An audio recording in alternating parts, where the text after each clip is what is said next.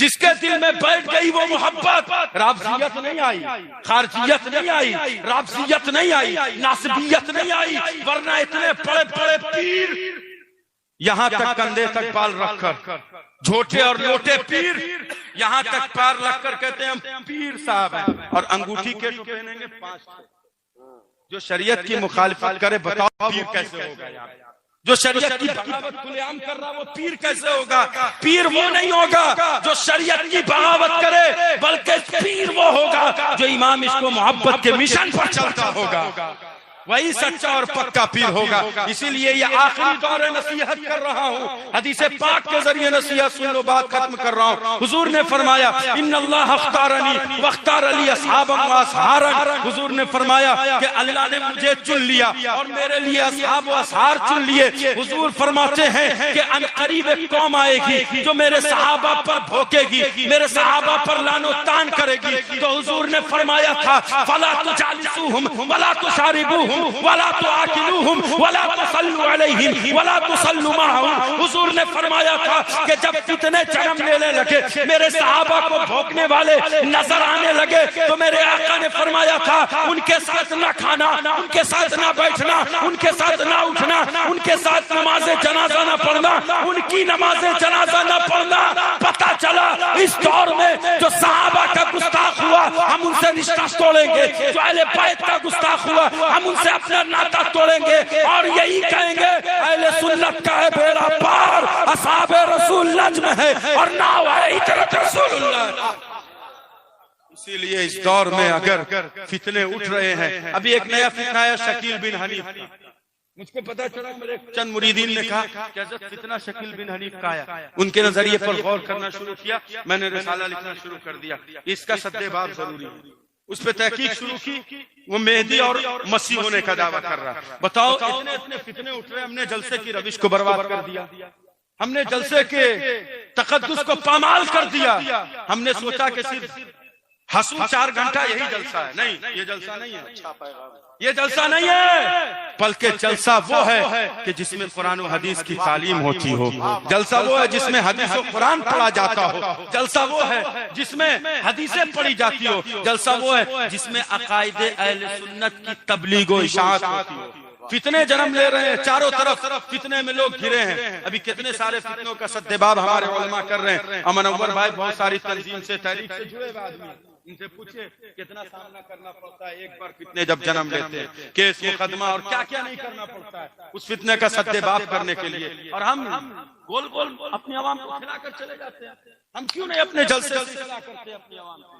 کیوں نہیں اپنے جلسوں میں حدیث و قرآن پڑھنے کی کوشش کرتے ہیں؟ اگر ہم اپنے جلسوں سے اپنی عوام کی اصلاح کریں گے، یاد رکھیے اگر 2 حدیث 3 حدیث ہی سنائیں گے، عقائد اہل سنت کو بتائیں گے، تو یاد رکھیے ہماری عوام جان جائے گی کہ ہمارا عقیدہ اور نظریہ کیا ہے۔ ورنہ شیعت کا فتنہ، میں حقیقت کہہ رہا ہوں، میں بہت غور کرتا ہوں اس پر، اور شہر اداری باغ میں جب یہ فتنہ اٹھا تھا، اور اس وقت جو ڈپلوما ہے جو بنگلور میں جس کو مفتی اختر حسین علیمی صاحب نے ذلیل کیا، وہ سب سے پہلے اداری باغ میں آیا تھا، جھارکھنڈ کی بات کر رہا ہوں، وہ آیا وہاں پر بہت غلط حدیثیں پڑھ کے گیا، عبارت اس کو پڑھنے نہیں آ رہی تھی، وہ کتاب الفتن کو کتاب الفتن پڑھ رہا تھا، اتنا بڑا جاہل تھا، اس کی میں نے تردید کی، اس کا رد کیا تھا میں نے، خطرناک رد، وہاں کے پورے رابطے ایکٹیو ہو گئے، کہا تم نے اتنی بڑی بات کیسے کر دی، وہ جاہل کیسے؟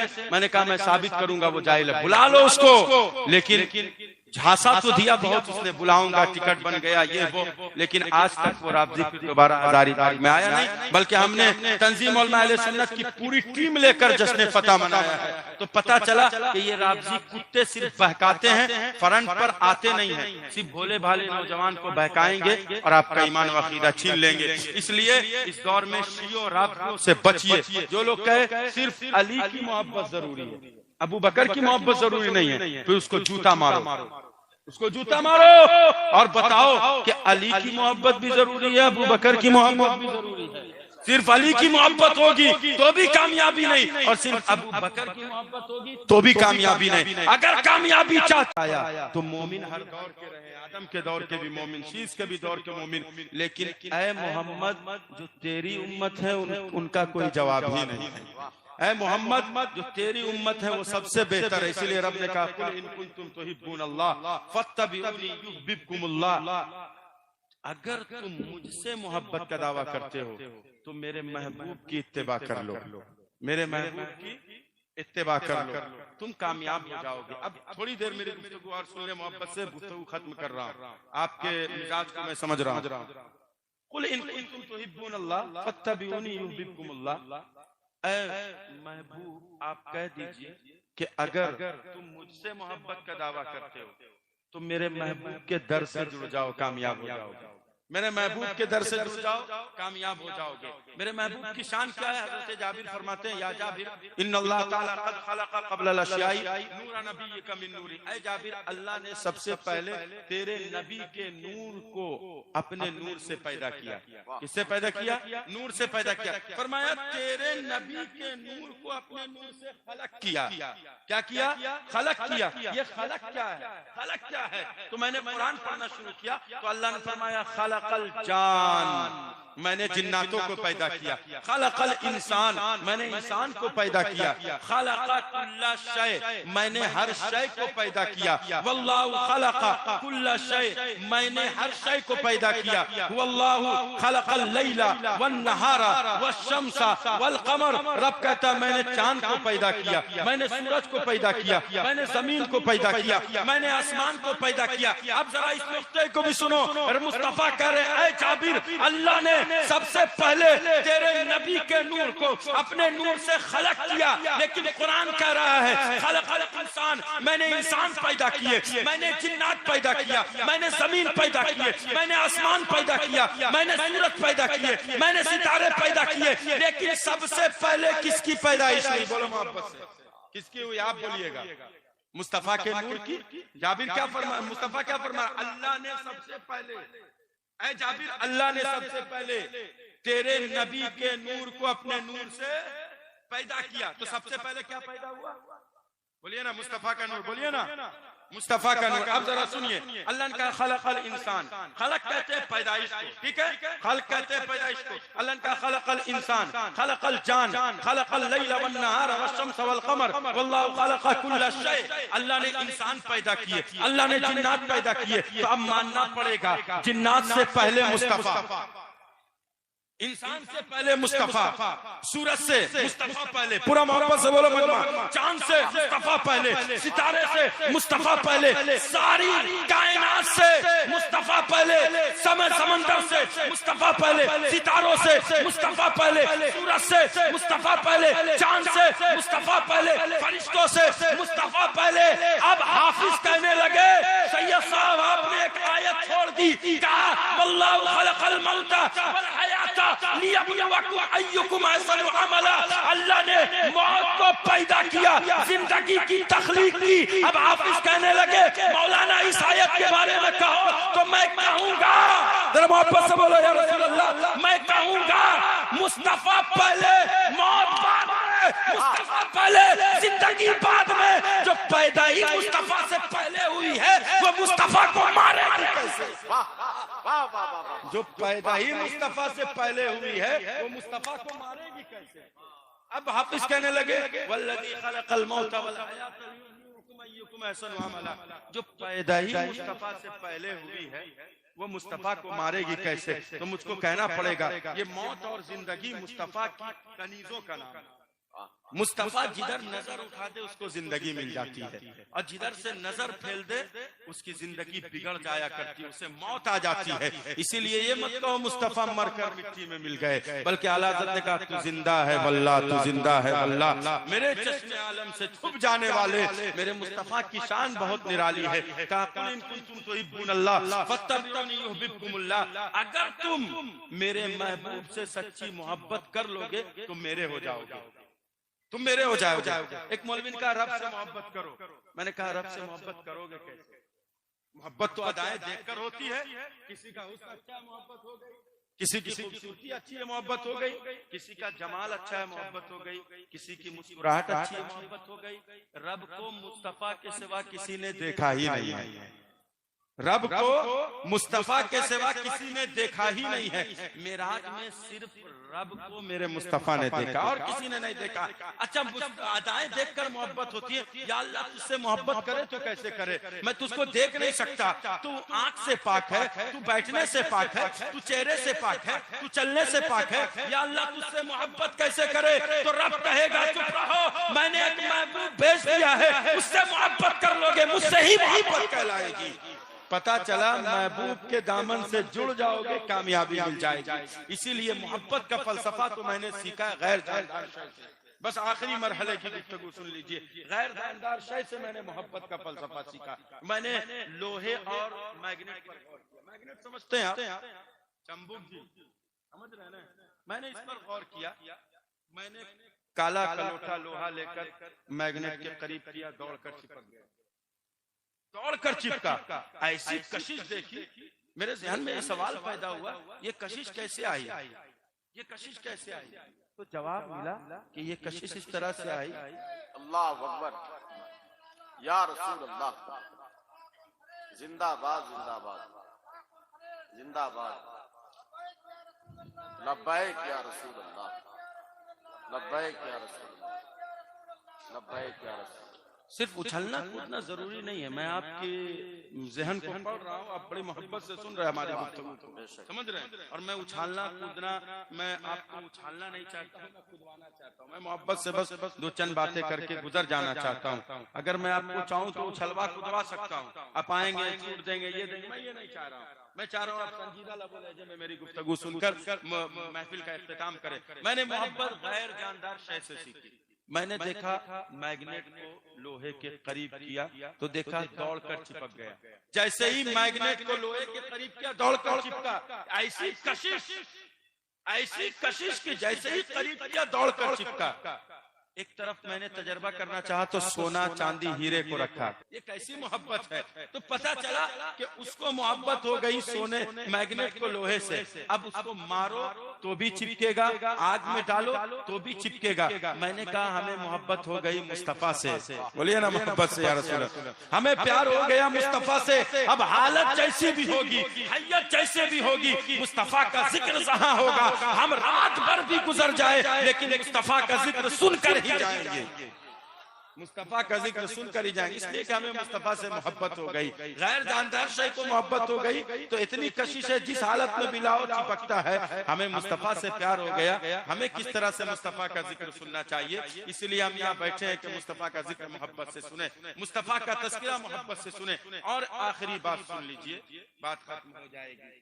یاد رکھیے یہ سنت مصطفیٰ کانفرنس ہے, بات مصطفیٰ کی ہی ہوگی اور الحمدللہ مصطفیٰ کی بات ہو رہی ہے.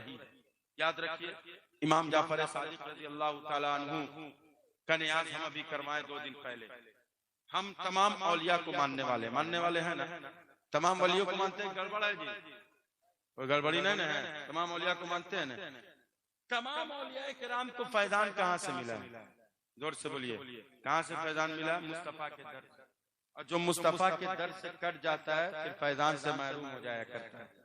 تو سب کو فیضان کہاں سے ملا؟ مصطفیٰ کے در سے ملا. اب ذرا سنیے, جگہ بدلتی ہے, نام بدلتا ہے, فیضان مصطفیٰ کے در سے. سمجھ رہے ہیں؟ جگہ بدلتی ہے, نام بدلتا ہے, فیضان مصطفیٰ کے در سے. پانی آپ نے دیکھا ہے, بھاپ آپ نے دیکھا ہے, پانی آپ نے دیکھا ہے. پانی جب ابلتا ہے تو کیا ہوتا ہے؟ بھاپ. لیکن حقیقت اس کی کیا ہے؟ بولیے نا زور سے بھائی, حقیقت اس کی پانی ہے. اب ذرا غور فرمائیے, وہی پانی جب آسمان سے برستا ہے اور جم جاتا ہے تو اس کو ہم کہتے ہیں برف. سمجھ رہے ہیں؟ جگہ بدل رہی ہے, نام بدل رہا, حقیقت اس کی حقیقت پانی ہے. اسی طرح جتنے بھی اولیاء کرام آئے, بغداد میں غوث اعظم آئے, جگہ بدلی, نام بدلا, فیضان مصطفیٰ کے در سے. ہندل ولی سرکار اجمیر میں آئے, جگہ بدلی, نام بدلا, فیضان مصطفیٰ کے در سے. مخدومے کی چوچا آئے کی چوچا میں, جگہ بدلی, نام بدلا, فیضان مصطفیٰ کے در سے. مخدومے بہار آئے بہار میں, جگہ بدلی, نام بدلا, فیضان مصطفیٰ کے در سے. امام نام محبت بریلی میں آئے, جگہ بدلی, نام بدلا, فیضان مصطفیٰ کے در سے. جس طرح پانی کی حقیقت وہی ہے, لیکن وہی پانی جب ابلتا ہے تو ہم کہتے ہیں بھاپ ہے, جب برستا ہے تو ہم کہتے کہتے ہیں بارش ہے، برس کر جم جائے تو ہم کہتے ہیں برف ہے، وہی پانی جب وسیع اس جگہ سے بہے تو ہم کہتے ہیں سمندر ہے، وہی پانی جب سمٹ کر بہنے لگے تو ہم کہتے ہیں دریا، وہی پانی جب آنکھوں سے نکلے تو ہم کہتے ہیں آنسو، وہی پانی جب باڈی سے نکلے تو ہم کہتے ہیں خون۔ حقیقت اس کی پانی، لیکن جگہ بدل رہی ہے، نام بدل رہا ہے۔ وہی پانی جب باڈی سے نکلے تو خون ہے، وہی پانی جب زخم سے نکلے تو پیپ ہے۔ اور آگے بڑھ کر یہ جملہ دے رہا ہوں، پورا مجمع محبت سے بولے گا یا رسول اللہ، پورا مجمع عقیدت سے بولو یا رسول اللہ، اور محبت سے بولو یا رسول اللہ۔ وہی پانی جب اسماعیل کی ایڑی سے نکلتا ہے تو زمزم، اور محمد کی انگلی سے نکلتا ہے تو کوثر۔ پورا مجمع بولو محبت سے یا رسول اللہ، اور محبت سے بولو یا رسول اللہ۔ وہی پانی جب اسماعیل کی ایڑی سے نکلے تو زمزم، اور محمد کی انگلی سے نکلے تو کوثر۔ اور آگے بڑھ کر کہوں کہ زمزم میں اتنی تاثیر آئی کہاں سے؟ پیو تو شفا یاب ہو جاؤ گے۔ اگر کہیں پر درد ہو لگا لو زمزم، عقیدت تیری اچھی ہوگی، اس پانی کے صدقے شفا یابی مل جائے گی۔ میں نے کہا اس پانی میں اتنی تاثیر آئی کہاں سے؟ تو کہو گے اسماعیل کی ایڑی کی برکت ہے کہ پانی میں تاثیر آ گئی۔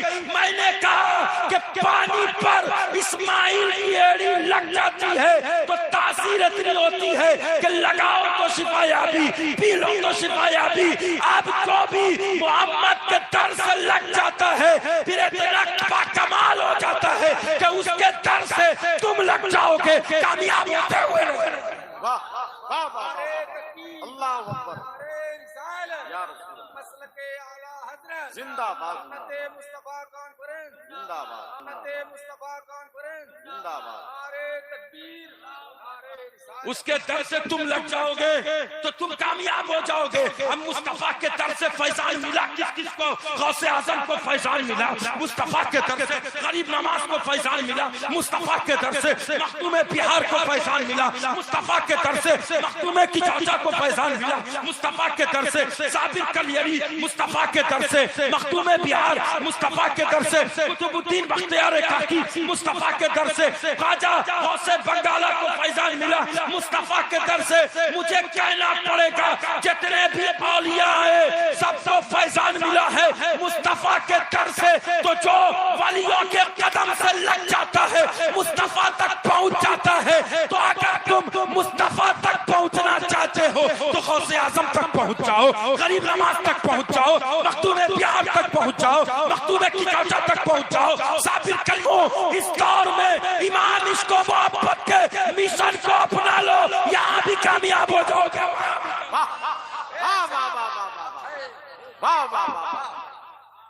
امام عشق و محبت کے مشن کو اپنا لو، یہاں بھی کامیاب ہو جاؤ گے، وہاں بھی کامیاب ہو جاؤ گے۔ کسی نے کہا امام احمد رضا کا نام اتنا کیوں لیتے ہو، امام عشق و محبت کو اتنا یاد کیوں کرتے ہو؟ میں نے کہا امام عشق و محبت کی محبت یہ پہچان ہے۔ اگر تیرے دل میں امام کی محبت بیٹھ جائے گی، نہ لفظیت داخل ہوگی، نہ خارجیت داخل ہوگی، نہ ناسبیت داخل ہوگی۔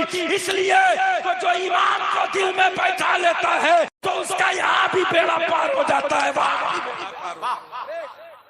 واہ واہ واہ واہ واہ واہ واہ، زندہ باد زندہ باد زندہ باد زندہ باد سید صاحب، واہ واہ واہ واہ، سبحان اللہ سبحان اللہ۔ اس لیے امام کے در سے جڑو۔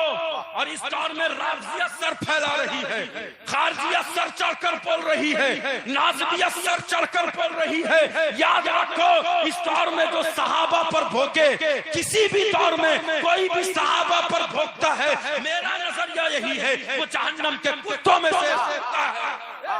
یہ وہ دور ہے کہ میرے مصطفیٰ نے پہلے ہی کہہ دیا تھا، یکون فی آخر الزمان دجالون کذابون یاتونکم من الاحادیث بما لم تسمعوا انتم ولا آباؤکم فایاکم وایاہم لا یضلونکم ولا یفتنونکم۔ آقا فرماتے ہیں ایک دور ایسا آئے گا کہ جب فتنے ہوں گے، جب فتنے جنم لے لیں گے، حضور فرماتے ہیں ایسی ایسی حدیثیں گڑیں گے جس کو نہ تم نے سنا ہوگا نہ تمہارے باپ داداؤں نے سنا ہوگا۔ جب تم ایسے لوگوں سے ملنا فَإِيَّاكُمْ وَإِيَّاهُمْ، تو ان کو اپنے قریب نہ آنے دینا اور ان سے قریب نہ ہونا، کہیں وہ تمہیں گمراہ نہ کر دے، کہیں وہ تمہیں فتنہ میں نہ ڈال دے۔ اسی لیے اس دور میں جو صحابہ کا گستاخ ہے، جو اہل بیت کا گستاخ ہے، اس سے اپنا ناطہ توڑو۔ اور ایک حدیث پاک ابھی میں سناؤں گا، اسی لیے میں کہتا ہوں امام کی محبت یہ پہچان ہے۔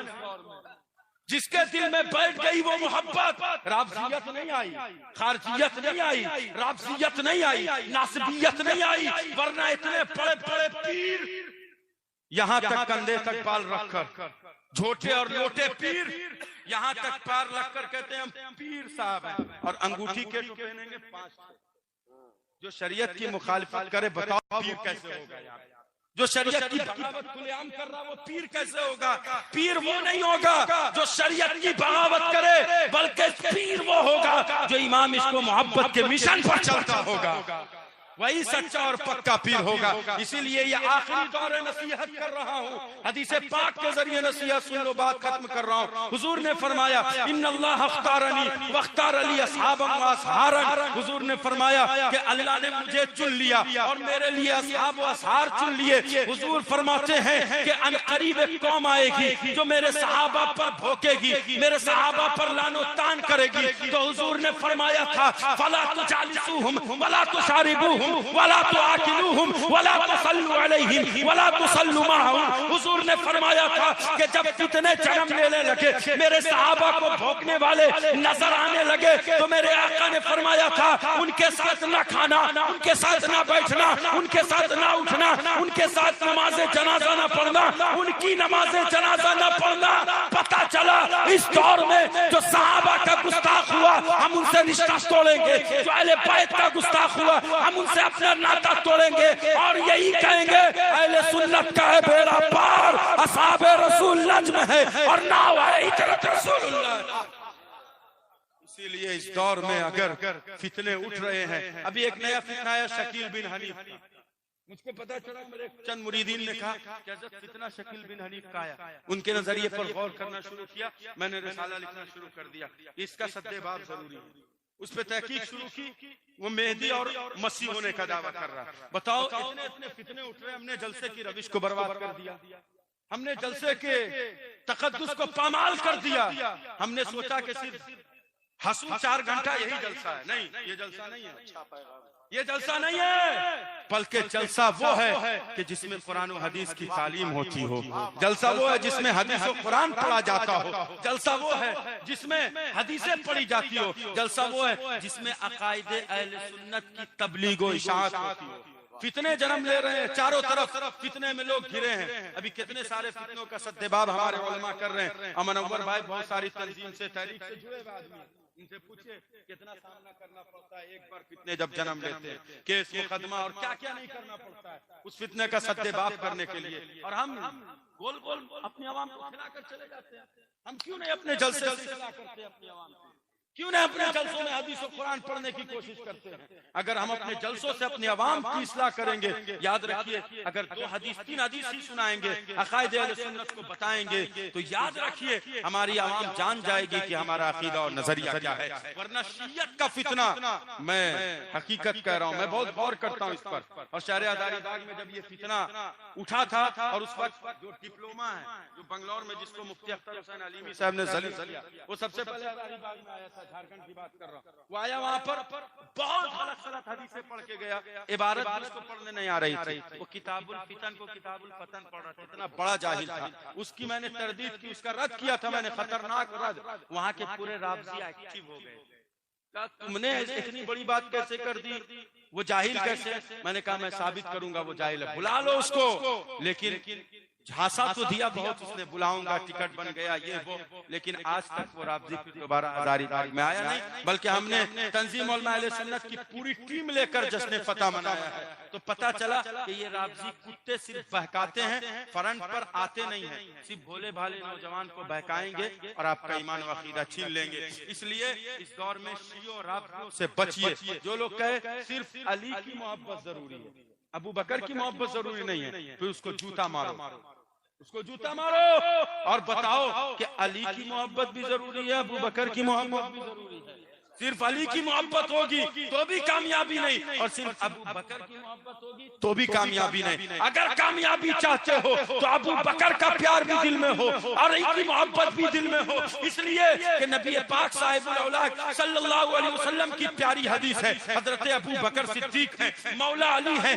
ابو بکر صدیق مولا علی کو دیکھ کر مسکرا رہے ہیں، مسکرا رہے ہیں۔ علی نے پوچھا ابو بکر کیوں مسکراتے ہو؟ ابو بکر کیوں مسکراتے ہو؟ کہا کہ نبی نے فرمایا علی کے چہرے کو دیکھنا عبادت، علی کے چہرے کو دیکھنا عبادت، اور ساتھ ہی فرمایا ابو بکر مصطفیٰ نے مجھ سے فرمایا ہے کہ جب جنتی جنت میں جانے لگیں گے تو پوچھا جائے گا اس سے بتا تیرے دل میں علی کی محبت ہے یا نہیں ہے، بتا تیرے دل میں علی کا پیار ہے یا نہیں ہے۔ تو مولا علی نے یہ سن کر مسکرانا شروع کر دیا، کہا ابو بکر مجھ کو بھی ایک حدیث پاک معلوم ہے، اگر تم نہ بتاتے تو میں بھی نہ بتاتا۔ ابو بکر سن لو وہ حدیث کیا ہے، نبی نے فرمایا کہ علی جب تم جنت کا ٹکٹ دینا، جب تم جنت کا پروانہ دینا تو دیکھ لینا جس کے دل میں ابو بکر کا پیار ہوگا اسے ہی جنت دینا، جس کے دل میں ابو بکر کا بغض ہوگا پھر اسے جہنم میں ٹھیل دینا۔ پتا چلا جنت میں جانے کے لیے ابو بکر کا پیار بھی چاہیے، علی کی محبت بھی چاہیے۔ اسی لیے جو لوگ صرف علی علی کرتے ہیں وہ کامیاب نہیں ہیں۔ کسی صحابی کی گستاخی نہیں کی جا سکتی، کسی اہل بیت کی گستاخی نہیں کی جا سکتی۔ اسی لیے اعلیٰ حضرت کے دامن کو مضبوطی سے تھانو، مسلک اعلیٰ حضرت پر سختی سے قائم رہو، اور ہم جیسے دکھنے والے کئی پیر آپ کی بارگاہ میں آئیں گے، یہ بھی بتاؤ۔ دیکھنے میں بڑی خوبصورت ہوں گے، خوبصورتی دیکھ کر مت جانا میک اپ چل رہا ہے، سمجھ رہے ہیں؟ خوبصورتی دیکھ کر نہیں جانا میک اپ چل رہا ہے۔ ہمارے جیسے کئی پیر آئیں گے میک اپ چل رہا ہے، اسی لیے بھٹکنا مت، دیکھ لینا اعلیٰ حضرت کا پیار ہوگا، مسلک اعلیٰ حضرت پر پابند ہوں گے، مرید ہو جانا، دامن پکڑ لینا۔ جو مسلک اعلیٰ حضرت سے کٹ جائیں گے پھر ان کو اپنے سے قریب بھی مت آنے دینا، بلکہ ان کو وہیں سے بھگانا۔ اس لیے امام کا پیغام یہی ہے، اہل سنت کا ہے بیڑا پار، اصحاب رسول نجم ہے اور ناؤ ہے، اطرت رسول اللہ کی کامیابی اسی میں۔ اہل بیت کا بھی دامن تھامو اور صحابہ کی بھی محبت دل میں بساؤ، تب کامیابی ہے۔ انہی باتوں کے ساتھ گفتگو ختم کروں۔ استغفر اللہ ربی من کل ذنب و اتوب الیہ وما علینا الا البلاغ۔ السلام۔